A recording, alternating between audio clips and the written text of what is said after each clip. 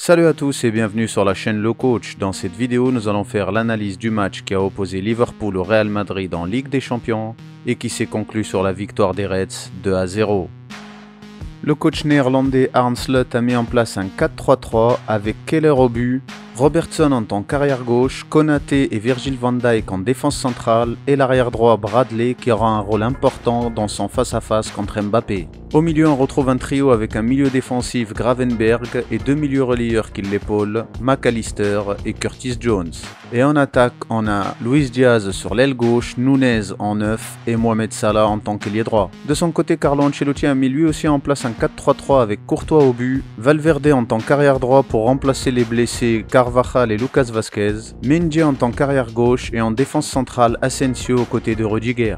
Au milieu, on retrouve un trio composé de Modric et Bellingham en tant que milieu relayeur et Camavinga en tant que milieu défensif. Et pour finir en attaque, Brahim Diaz en tant qu'attaquant de pointe, Arda Güler en tant qu'ailier droit et Kylian Mbappé en tant qu'ailier gauche. Lorsque Liverpool n'est pas en possession du ballon, elle a une formation en 4-1-4-1 avec Nunez en tant qu'attaquant de pointe, Salah et Diaz descendent pour rejoindre la ligne des milieux aux côtés de McAllister et Jones et Gravenberch maintient une position de milieu défensif entre les deux lignes des Reds. Et lorsque l'équipe de Liverpool est en possession du ballon, ils ont une formation en 2-3-5 avec McAllister et Curtis Jones qui rejoignent la ligne d'attaque pendant que Bradley et Robertson rejoignent la ligne des milieux aux côtés de Gravenberch. De son côté, le Real Madrid, lorsqu'il n'est pas en possession du ballon, il a une formation en 4-4-2 avec Güler qui descend pour rejoindre la ligne de milieu aux côtés de Camavinga, Modric et Bellingham. Avant de rentrer dans l'analyse du match, il est important de comprendre que les Reds sont des spécialistes des transitions rapides, comme sur cette récupération de balles dans leur propre surface de réparation, et immédiatement ils vont chercher le jeu vertical vers l'avant avec une passe en profondeur dans le dos de la défense adverse. En seulement 2 passes, ils sont capables de se retrouver dans la surface de réparation adverse en partant de leur propre surface de réparation. Et dès le début du match, il se crée une grosse occasion comme ça, avec Salah qui vient chipper le ballon à Mbappé qui n'avait pas fait gaffe dans son dos. La transition des Reds en attaque est immédiate avec une accélération à une vitesse importante, et en moins de 9 secondes, Nunez est servi dans la surface de réparation de Courtois dans le dos de la défense du Real. La frappe de Nunez est repoussée par 2 fois par le gardien de but et par le défenseur Asensio sur la ligne de but. C'était le premier avertissement des Reds à la 3e minute de jeu. De l'autre côté, lorsque Liverpool construit à partir de derrière, ils essayent de briser la première ligne en trouvant Gravenberch dans le dos. De son côté, McAllister recule et s'écarte sur le côté pour faire reculer la seconde ligne du Real Madrid. Et surtout, pour être libre de tout marquage. Le secret pour contrer le bloc défensif du Real est la combinaison et les mouvements entre Gravenberch et McAllister dans l'axe. Lorsque Van Dijk trouvera Gravenberch dans le dos de la première ligne du Real, cela va attirer la ligne des milieux madrilènes pour bloquer Gravenberch et immédiatement McAllister prendra l'espace libre dans le dos de la ligne des milieux. Gravenberch sert McAllister dans l'espace libre. 6 joueurs du Real Madrid sont effacés sur seulement 2 passes dans l'axe. Un nouveau Van Dijk vient chercher Gravenberch dans le dos de la première ligne madrilène et à nouveau il vient trouver McAllister dans l'espace libre entre la ligne des milieux et la ligne des défenses madrilènes. Et même lorsque le Real ferme la solution de passe vers Gravenberch, alors ce dernier s'écarte pour laisser suffisamment d'espace libre dans l'axe pour que McAllister descende en pivot pour recevoir le ballon et proposer une solution à Van Dijk. Ce qui attire Camavinga pour venir presser McAllister, mais la séquence des Reds s'est bien travaillée à l'entraînement et en une touche de balle, McAllister sert immédiatement Gravenberch, qui lui sert immédiatement Jones dans l'espace libre entre la ligne des milieux et la ligne des défenses madrilènes. À nouveau, les 2 premières lignes composées de 6 joueurs est contrée. Ce type de construction de jeu est incroyablement dangereux et détruit n'importe quelle ligne défensive. Et voici un exemple lorsque l'action va au bout. Avec un nouveau Gravenberch qu'on vient chercher derrière la première ligne madrilène, il arrive à facilement se retourner pour servir Nunez. Dos au jeu entre les 2 lignes adverses, Nunez sert de pivot pour servir McAllister qui lui est face au jeu. Le joueur cible final est Luis Diaz qui attend que le ballon arrive à McAllister pour rentrer en jeu et prendre la profondeur dans le dos de la défense madrilène. En première intention, McAllister sert Luis Diaz en profondeur en lobant la défense madrilène. En seulement 4 passes axiales, toute l'équipe du Real Madrid est effacée et Courtois est obligé de s'opposer pour repousser le coup de casque de Luis Diaz. Enfin, les Reds peuvent aussi varier pour contrer les 2 premières lignes madrilènes avec des longs ballons de Van Dijk pour trouver les ailiers comme Salah sur le côté. De son côté, le Real Madrid a montré une certaine habilité à contrer le pressing des Reds, comme sur cette action où la défense madrilène arrive à trouver Bellingham dans le dos des 5 joueurs des Reds qui réalisaient un pressing. Problème, cet avantage est vite perdu à cause du manque d'attaquants dans l'axe. En effet, la ligne défensive des Reds se trouve au milieu de terrain. Il y avait suffisamment d'espace dans le dos de la défense pour que Bellingham puisse lancer en profondeur. profondeur. Mais Mbappé reste enfermé sur l'aile gauche et ne fait même pas d'appel en profondeur pour faire reculer la défense des Reds. L'action des Madrilènes perd de la vitesse et les milieux de terrain des Reds reviennent. Encore une autre action où ici Modric brise les premières lignes des Reds et sert Güler sur le côté. Les milieux de terrain de Liverpool sont en retard, mais encore une fois, il n'y a aucun attaquant du Real Madrid dans l'axe. Pourtant, la ligne de défense de Liverpool est encore très haute et Mbappé maintient son positionnement sur l'aile gauche. À nouveau, le ballon finit sur un côté et aucun danger n'est apporté dans la surface de réparation des Reds. Encore une autre action où le Real Madrid récupère un ballon pour partir en contre-attaque à l'image de Modric, avec à nouveau la ligne de défense Konaté-Van Dijk qui est très haute et qui cette fois-ci est positionnée derrière le milieu de terrain, mais Mbappé reste enfermé sur son aile et ne propose aucune solution ni accélération. Van Dijk et Konaté ne sont pas inquiétés, les Madrilènes réalisent des passes horizontales au lieu de chercher un jeu vertical, ce qui donne le temps au milieu des Reds de revenir. L'action est tuée dans l'œuf. Le plus grave dans tout ça, c'est que Mbappé n'a pas réussi à prendre l'avantage clair et net sur Bradley sur l'aile gauche.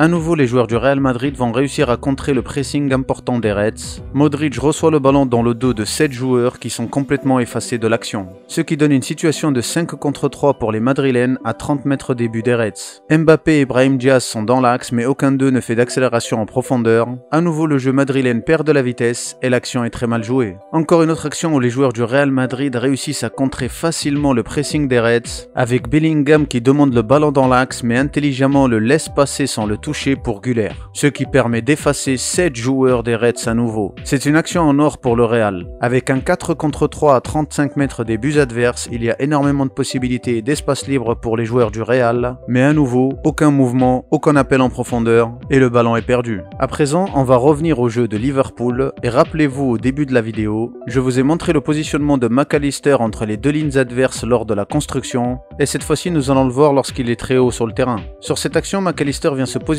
entre la ligne des milieux et la ligne d'attaque madrilène. Immédiatement, il prend l'information sur Camavinga pour voir s'il vient le charger, mais Camavinga semble totalement désintéressé. Alors il décide de prendre l'information sur Mbappé, et là pareil, Mbappé n'est même pas dans l'action. McAllister est seul, son coéquipier lui fait la passe, mais il croit pas une seconde au désintérêt d'Mbappé et de Camavinga et il se dit non, c'est un piège, ils vont me sauter dessus et me prendre le ballon. Alors il jette un nouveau coup d'œil vers Mbappé et il voit qu'il n'a pas bougé d'un millimètre. Il décide de se retourner face à Camavinga et il voit que pareil, il n'a pas bougé d'un millimètre. Il est totalement seul dans une position avantageuse. Bradley en bas de l'écran décide d'accélérer pour prendre la profondeur dans le dos de la défense. McAllister profite que les joueurs du Real Madrid sont au cinéma et sert Bradley dans le dos de la défense avec un magnifique centre. Bradley reprend le ballon de la tête et Courtois est obligé de se détendre pour dégager le danger. McAllister a vu le comportement attentiste des joueurs du Real Madrid et il a décidé d'en profiter à fond. Exactement 20 secondes après cette action, McAllister se positionne à nouveau entre les deux lignes du Real Madrid. Un coup d'œil sur les milieux de terrain pour voir s'ils l'ont vu, et un coup d'œil sur Mbappé pour être bien sûr. Il y croit toujours pas, alors il rejette un coup d'œil sur les milieux de terrain madrilènes, et il lève les bras pour demander le ballon. Un dernier check sur Mbappé avant de recevoir le ballon. Il contrôle devant la surface de Courtois, combine un 1-2 avec Bradley, qui le sert au point de pénalty, et d'un plat du pied il envoie le ballon au fond des filets.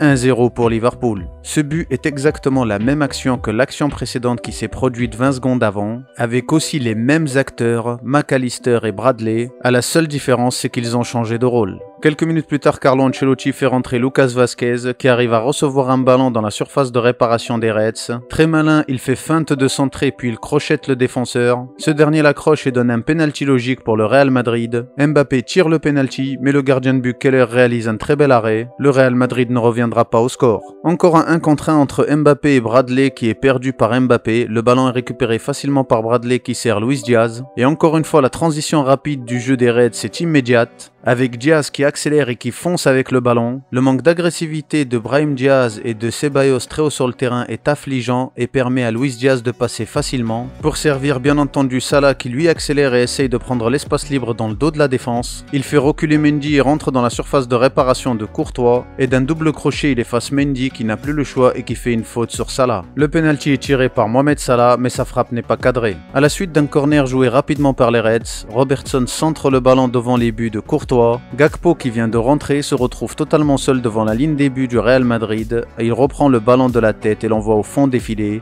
2-0 pour Liverpool. Après ce second but, Liverpool a fait de la gestion pour maintenir le score. Ils auraient pu même l'agrandir facilement, grâce à leur jeu de transition rapide. Comme sur cette action où Konaté prend le ballon et accélère et traverse la moitié du terrain pour servir en profondeur Luis Diaz dans le dos de la défense madrilène, tout en étant accompagné par Bradley qui accélère et qui rentre dans l'espace libre fait dans l'axe. Et même si la défense du Real revient, en seulement 2 passes, les Reds se sont retrouvés dans la surface de Courtois. Voici une dernière action dans les arrêts de jeu où Mbappé a voulu changer de côté, mais le ballon est repoussé par la tête de McAllister. Et encore une fois, le jeu de transition rapide des Reds est phénoménal. À la récupération du ballon par Gakpo, tous les attaquants se projettent immédiatement en attaque. Gakpo avance avec le ballon et sert avec une passe verticale dans le dos de la défense du Real, Luis Diaz qui prend la profondeur. Luis Diaz en face à face avec Courtois essaye de le lober, mais Courtois réalise un arrêt exceptionnel et sauve à nouveau les buts du Real Madrid. Pour conclure, Liverpool a le meilleur jeu de construction au monde actuellement. Leur jeu direct et vertical est bien coordonné grâce à leur organisation dans les mouvements et dans les positionnements. Ils ne cherchent pas à s'enfermer sur un côté, mais ils essayent toujours de développer leur jeu dans l'axe. Et ce qui est encore plus fort, c'est qu'ils font ça avec des passes à ras de terre. De plus, leur jeu de transition rapide est un véritable enfer pour leur adversaire. Avec leur projection immédiate en attaque à la récupération du ballon, les lignes défensives du Real Madrid ne pouvaient rien. De l'autre côté, le Real Madrid a un véritable problème dans son jeu. Les milieux de terrain sont beaucoup trop faibles défensivement et manquent de coordination avec leur ligne défensive. Et de l'autre côté, les attaquants manquent totalement d'organisation et les rôles ne sont pas définis. Le positionnement de chacun est aléatoire et aucun d'eux ne fait d'appel en profondeur ni de mouvement, à croire qu'ils ne savent pas ce qu'ils doivent faire. Si le contenu vous a plu, n'hésitez pas à partager, à liker, c'est important pour la réussite de la chaîne. Et moi je vous dis à dans une prochaine analyse et une prochaine vidéo. Ciao!